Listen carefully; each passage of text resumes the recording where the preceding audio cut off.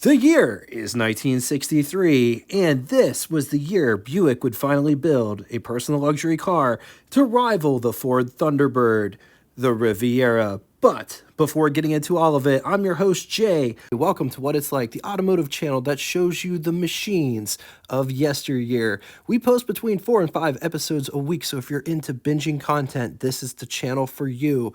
Engine episodes generally on Wednesdays. If any of that sounds of interest to you, subscribe and hit the bell icon next to it to never miss a video. 1963 Buick model lineup. These aren't in any particular order. Skylark, Special, Wildcat, full-size cars are in order. LeSabre, Invicta, Electra 225. All new for 1963 was their personal luxury car offering, the Riviera. Buick would offer the Riviera. Well, actually, they started off, the Riviera did, in 1949 as Buick's pillarless hardtop roof offering. They used that from 1949 through 1959. After 1959, they didn't use Riviera all willy-nilly on all of the different hardtops on offer. The Riviera only stood for a specially trimmed four-window hardtop from 1959 through 1962. It's important to note that General Motors had hardtop names for all of their cars. Chevrolet was Bel Air, Pontiac, Catalina, Oldsmobile Holiday, Buick Riviera, Cadillac, Coupe de Ville. So just to reiterate, Buick Riviera did exist before 1963, but it was just for their hardtop roof offering. Buick would offer the Riviera from 1963 through 1993 as a front engine, rear-wheel drive. 1994 would be the year without the Buick Riviera. It would come back in 1995, but it would come back as a front-engine, front-wheel drive setup, and it would use that format until Buick would retire the Riviera in 1999, offered in 8 generations. 1963 was Genesis. It was the first year, first generation, which was produced 1963, 64, and 65. 65 is sort of a standalone year for this model. The 65 is exactly how Bill Mitchell envisioned the car. The headlights on the 65 are behind what they call the clamshells, and they are stacked, and it's the only year that does that. It gives off a very menacing look. Either way, though, the 63 and the 64 Riviera is still an out-of-the-park home run hit, in my humble opinion, as far as design goes. Talk about a design that stood the test of time. The Buick Riviera was designed by Bill Mitchell and Ned Nichols.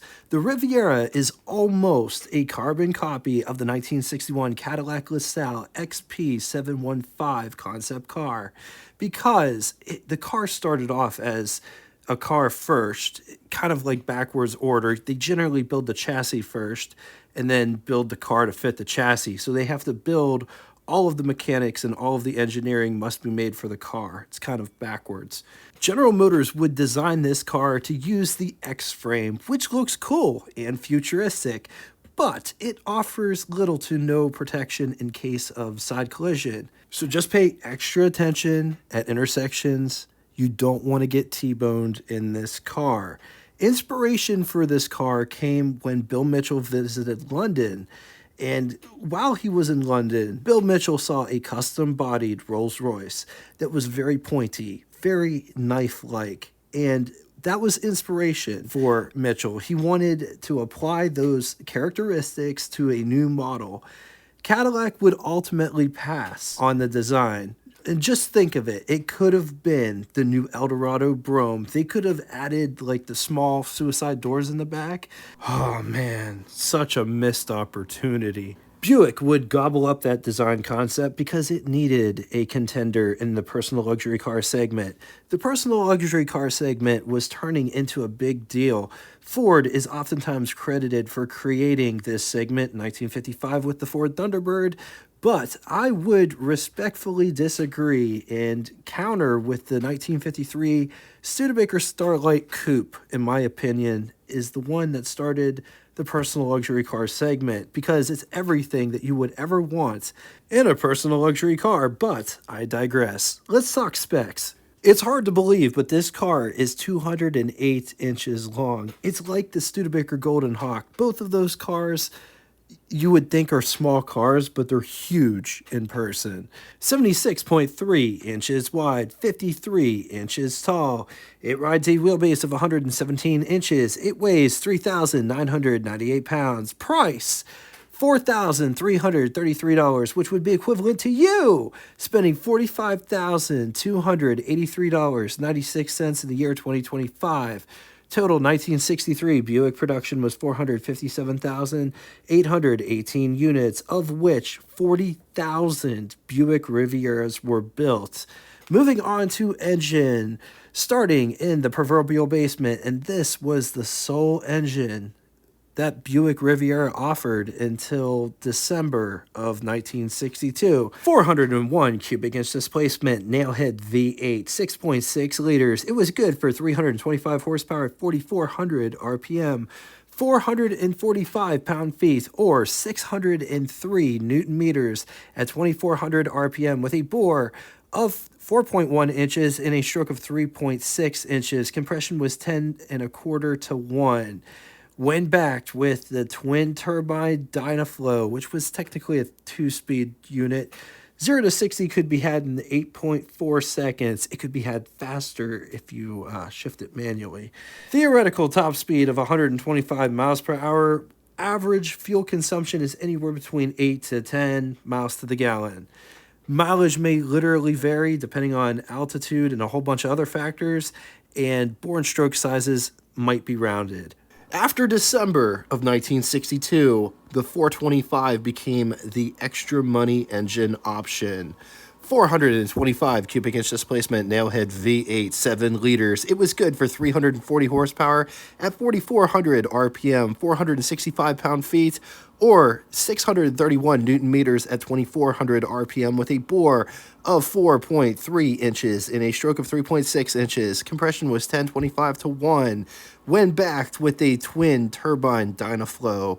Automatic transmission, 0 to 60 could be had in 7.6 seconds, but willing to bet that you could get better if you shift it manually.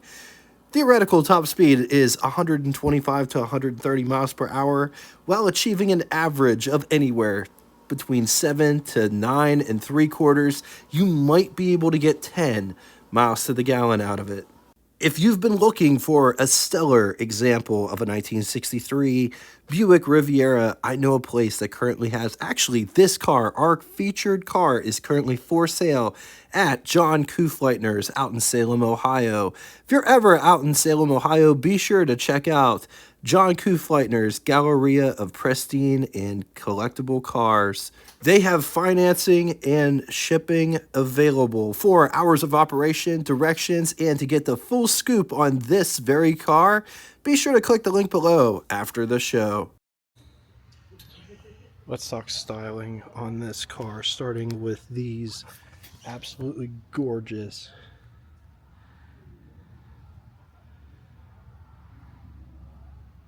That's where the running lights are. Also, check out this bumper profile. Also, notice how this extends past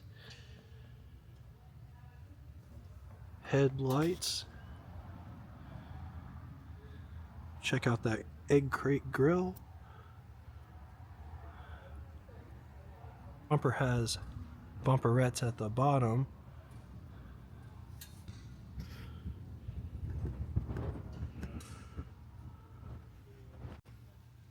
Let's take a look at this side profile. Beautiful white walls with aftermarket mag wheels. The wheel wells are flared, capped off with this bright piece. Just look at how straight that body is.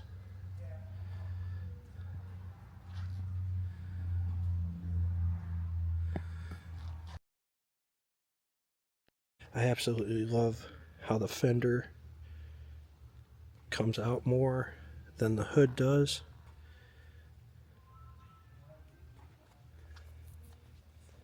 Comes to a point here. Check out this center line. that goes back towards the curved windshield with windshield wipers that oppose. Also has these beautiful channels that go up into the cowl.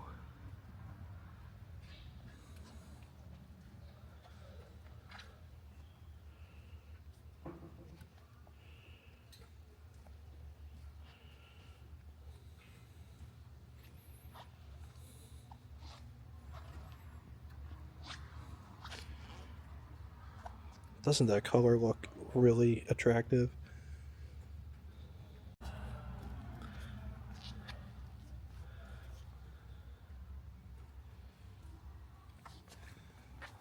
This car does not have rocker trim, but down here, just below the belt line, it does protrude outward. Riviera script there.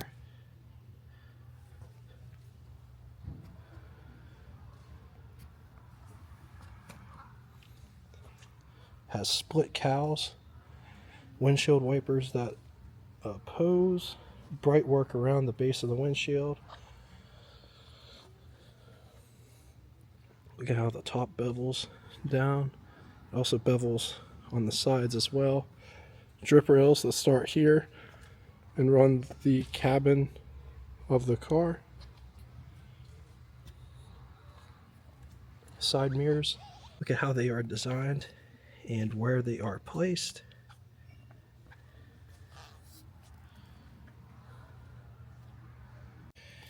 It has this side motif that kind of reminisces the moldings in the hood. Like this is the cowl. So just check out the rear fender flare situation.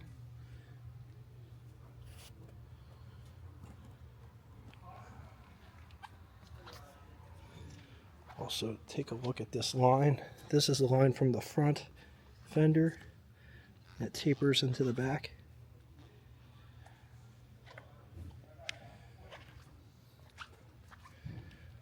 Bumpers in the rear reminisce the bumpers in the front, but they're totally different. Massive rectangular brake lights with Buick logo in the center. Backup lights. License plate. The gas filler is behind the license plate.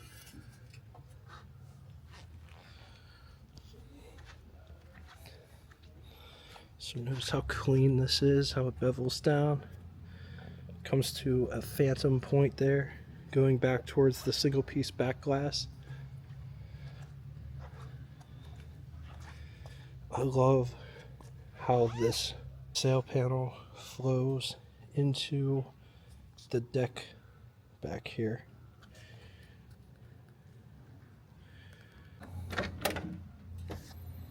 This door feels nice and quality. Now notice there is a door handle here for the rear occupants to access the door to get out. How cool is that? Armrest as well as door handle to pull the door shut. Door handle to get out for the driver. There is carpet below, separated by bright bars. Riviera. Window crank for the vent window. Operates like this. There is a joystick / toggle style controller for the side mirror. That is the window crank for the big window. Operates like this. Notice it's notched at the top here to meet up with this. The windows in the back also roll down, operate like this.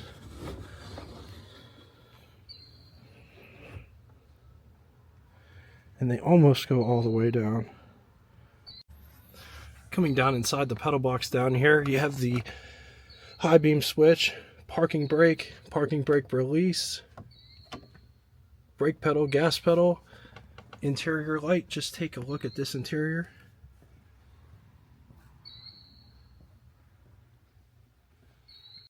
Here's what over the hood looks like.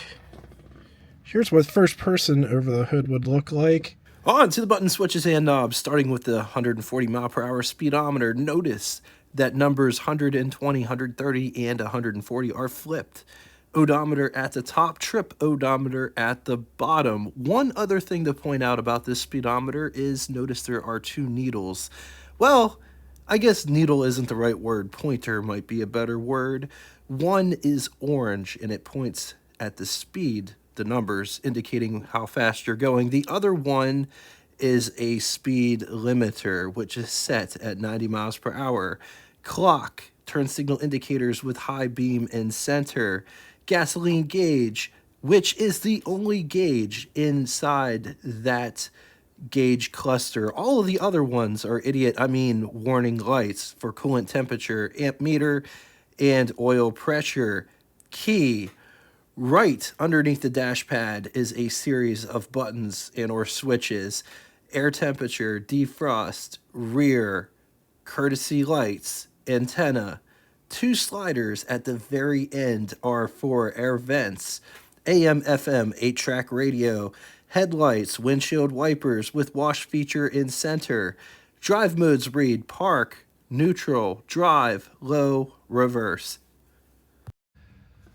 Up above there are sun visors, and here's what they look like. They're a bit on the slender side with this rear view mirror cutout in the center. Another sun visor over here for the passenger.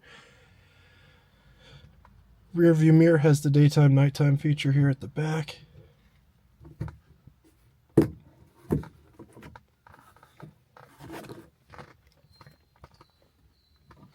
Your ashtray, smoker's package with cigarette lighter there. On to the glove box test. Here's our test subject. Here is my hand for reference. Here is the glove box in question.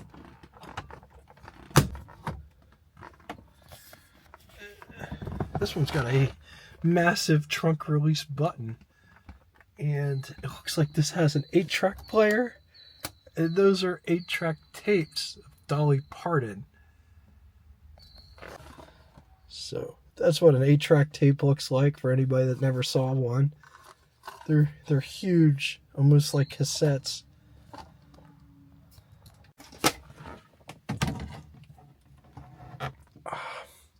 So I'm just afraid it's going to get stuck in there and I won't be able to get it out. But it's a pretty big space, all things considered. If the trunk release mechanism wasn't in there, it might fit. But all of these 8-track tapes came out of there. We got Johnny Russell, Catfish John, Donna Fargo, more Dolly Parton before plastic. This is The Coat of Many Colors by Dolly Parton.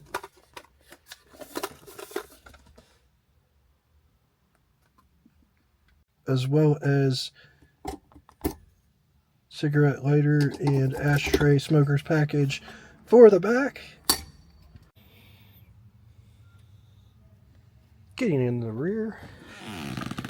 Seat folds forward and pivots out of the way to allow plenty of access to get into the rear.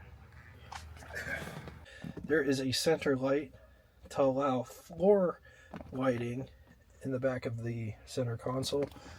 There are also lights in the sail panel, both there and over here.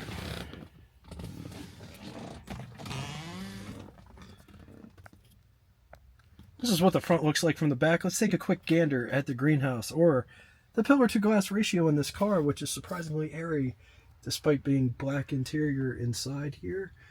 This is what visibility looks like out the back from the back seat. There is quite a big parcel shelf there. Creature comforts, there's a coat hook on both sides, as well as the lights in the sail panels. The seat back profile, lightly reclined, it does dip down a little bit back there. The windows do go down. There's an armrest here. Notice the trim continues from the front door to the back, which is a nice touch. Riviera right there. Coming to the under the hood section, the hood release is right.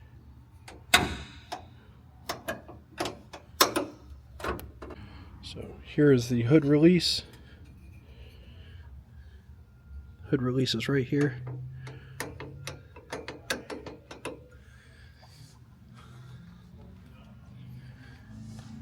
Got the coolant reservoir tank, windshield washer fluid. This one has an alternator that's put on with this really nice bracket there. Nailhead V8. It's interesting that it's painted red. They're usually green. 12-volt battery right there. Power steering pump. This one's 2-belt system. Fan water pump combo with the power steering pump, and fan water pump combo with the alternator over there. Crankshaft runs. Looks like a 4-barrel carburetor. Aftermarket washer tank back there. Single master cylinder with power brake assist.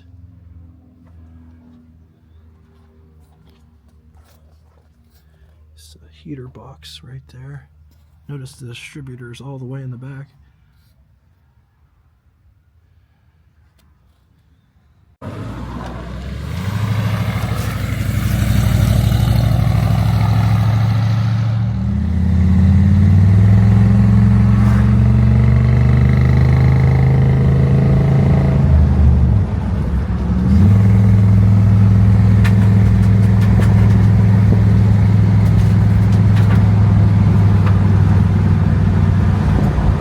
Drives really nice. It has a nice floaty ride, but it's not overly floaty.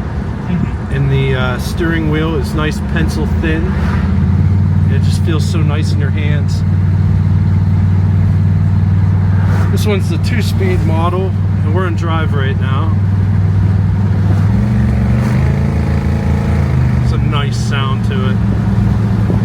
I love these cars. I wasn't kidding. If I had the money, I would totally buy one. Oh yeah. And my wife would take it. Oh yeah. Yeah. What she got now? She drives a 2011 Honda Odyssey. Okay, those are good. Yep, there's one right there. Hell yeah.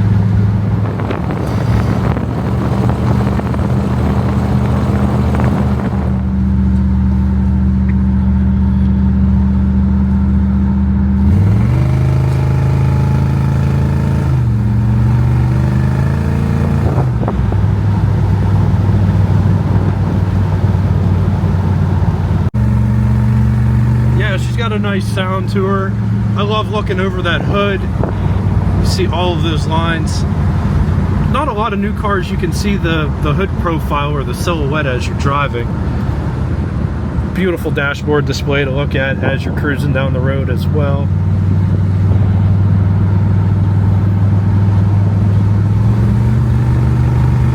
That was a 60 to 70 Sprint.